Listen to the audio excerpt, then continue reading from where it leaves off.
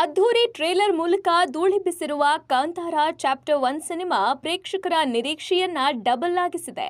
October 2ರಂದು Kantara chapter 1 worldwide release ಆಗಿ ಅಬ್ಬರಿಸಲಿದೆ. ಈ ನಡುವೆ ಟಿಕೆಟ್ ಬುಕಿಂಗ್ ಕೂಡ ಶುರುವಾಗಿದೆ. ಸೆಪ್ಟೆಂಬರ್ 26 ಮಧ್ಯಾಹ್ನ 12:29ರಿಂದ ಟಿಕೆಟ್ ಬುಕಿಂಗ್ ಶುರುವಾಗಲಿದೆ ಅಂತ ಚಿತ್ರತಂಡ ಮಾಹಿತಿ ನೀಡಿದೆ. ಬಹುದೊಡ್ಡ ಮಟ್ಟದಲ್ಲಿ ಕಾಂತಾರ ಚಾಪ್ಟರ್ 1 ಸಿನಿಮಾ ತೆರೆ ಕಾಣಲಿದ್ದು, ಭಾರತದಾದ್ಯಂತ 7,000ಕ್ಕೂ ಹೆಚ್ಚು ಸ್ಕ್ರೀನ್ಗಳಲ್ಲಿ ಬಿಡುಗಡೆಯಾಗಲಿದೆ. ಕನ್ನಡ ಮಾತ್ರವಲ್ಲದೆ ಒಟ್ಟು 7 ಭಾಷೆಗಳಲ್ಲಿ ಈ ಸಿನಿಮಾ ರಿಲೀಸ್ ಆಗ್ತಿರೋದು ವಿಶೇಷ.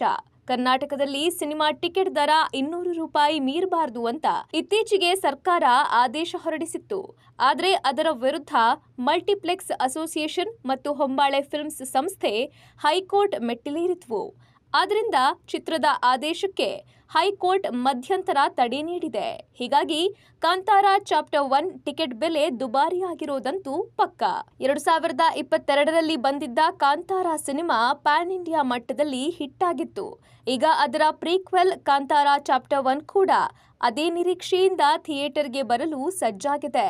ರಿಷಬ್ ಶೆಟ್ಟಿ, ರುಕ್ಮಿಣಿ ವಸಂತ್, ಗುಲ್ಶನ್ ದೇವಯ್ಯ ಮುಂತಾದವರು ಪ್ರಮುಖ ಪಾತ್ರಗಳಲ್ಲಿ ನಟಿಸಿದ್ದಾರೆ.